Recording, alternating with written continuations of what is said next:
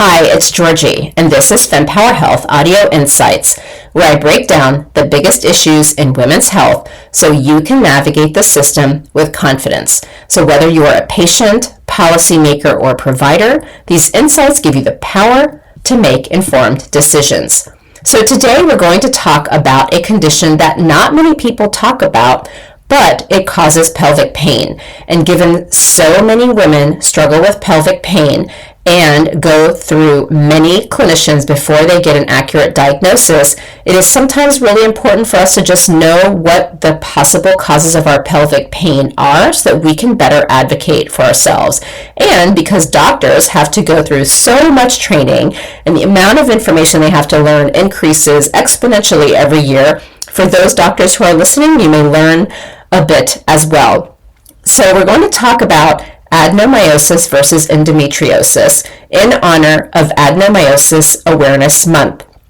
And Dr. Ken Sinervo is an expert that I interviewed last year, and that episode did incredibly well. So I'm going to summarize some key insights for you today. And I also got a very positive review about all of this information from someone, and that is what inspired me to do an episode about it. So I hope you enjoy this. So what is adenomyosis? Well, it's a chronic gynecologic condition in which tissue similar to the uterine lining, which is the endometrium, grows into the muscular wall of the uterus. And this causes the uterus to function like a bruised muscle, triggering inflammation, pain, and abnormal bleeding. And as Dr. Ken Sinervo said, every time you menstruate, those internal pockets of tissue respond to hormones and bleed, causing internal inflammation in the uterus itself. So then what is the difference between adenomyosis versus endometriosis?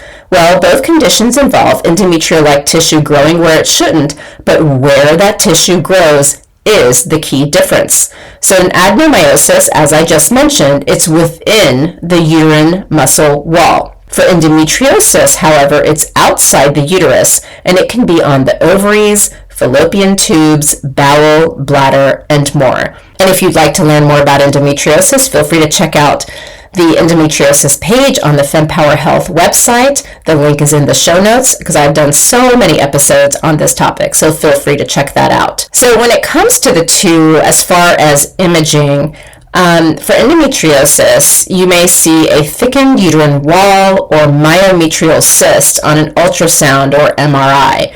For endometriosis, it's often visible on imaging, although many feel that it's visible because it's either great imaging technology or the skill of the technician is superior. However, the gold standard is really diagnosing endometriosis with a laparoscopic surgery.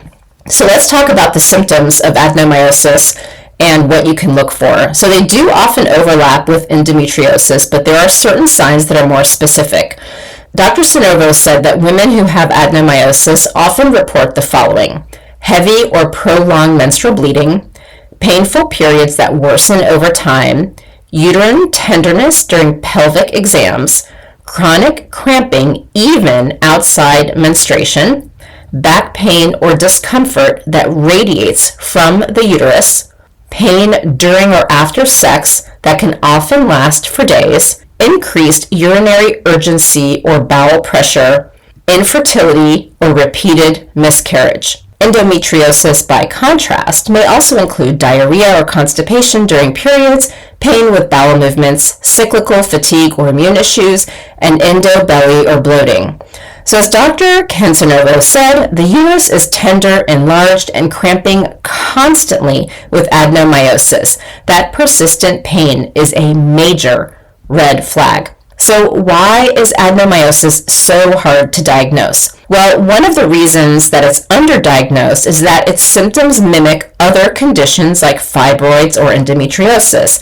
Another is that many gynecologists aren't trained to look for it or assume it only occurs in older women. But Dr. Sinervo says research now shows adenomyosis can affect teens and young adults, especially those with a history of C-sections, D&Cs, uterine trauma, and fibroids.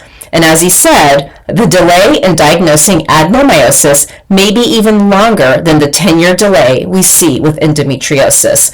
And for those who have this condition, You can only imagine the pain and suffering that they're going through. How is adenomyosis diagnosed? Well, there isn't a single test, but diagnosis usually involves transvaginal ultrasound to assess the uterine wall thickness and structure, an MRI, especially effective just before menstruation, and a pelvic exam looking for uterine tenderness and enlargement. Adenomyosis can't be confirmed without pathology after hysterectomy, but specialists can make highly accurate clinical diagnosis using imaging and symptoms. So can you treat adenomyosis without a hysterectomy? Yes, but it depends on your goals, especially whether you want to preserve fertility. So some of the non-surgical options include progesterone IUDs like Mirena or Liletta, and 50% of the patients see improvement, but it may take 6 to 12 months. Another includes hormonal medications, and then there's also anti-inflammatory diet and lifestyle support, pelvic floor physical therapy, which I've done many episodes on, as well as pre-sacral neurectomy, which is a nerve-blocking surgery that offers temporary relief in some cases. And reminder from Dr. Sinervo is that you can manage the symptoms, but we don't have a cure outside of hysterectomy. And I will say that I have posted about this on social media, and a lot of women say that a lot of them have actually begged for hysterectomy and feel so much better. So there is hope for you if you are struggling with adenomyosis and the severe pelvic pain that comes along with it. So when is a hysterectomy necessary?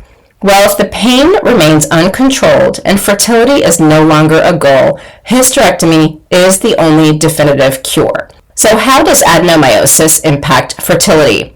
Well, it can impair embryo implantation, increase miscarriage risk, raise chances of preterm labor, or abnormal bleeding during pregnancy. And some fertility specialists use long-term Lupron therapy prior to IVF to suppress inflammation. However, success rates vary, and Dr. Sinervo says patients with both adenomyosis and endometriosis often benefit from laparoscopic excision of endo before proceeding with fertility treatments. So how do you advocate for yourself if you suspect adenomyosis?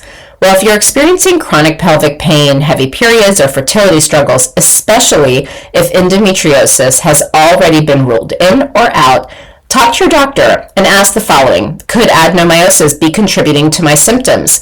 Can we do an ultrasound or MRI to investigate? And are there non-hysterectomy options that we can try first?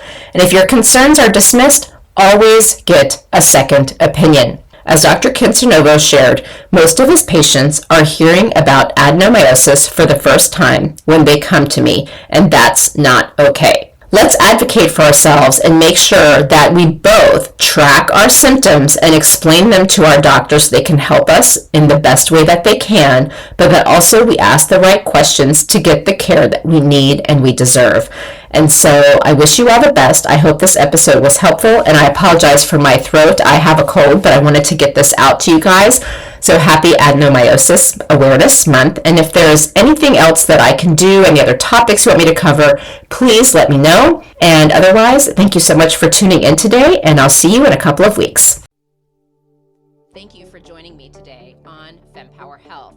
If you'd like to continue the conversation, please follow me on social media. I am most active on Instagram, LinkedIn, as well as TikTok. You can also subscribe to the weekly newsletter if you want to stay off social media to get the latest and greatest updates. And you can find the link to that either on my website, fempower-health.com, which is a hub to all the different health topics I've covered over the past 5 years, or you can go to the show notes where there's links to all the helpful resources that are relevant to this discussion. And if you know of someone in your life who would benefit from this information, please do pass this along, because that is how we can ensure this important information reaches those who need it most. And for anything that is discussed medically, please understand that none of what we share on Fempower Health is medical advice. It is all for information purposes only, and only a conversation between you and your doctor can give you the care that you need. Thank you very much.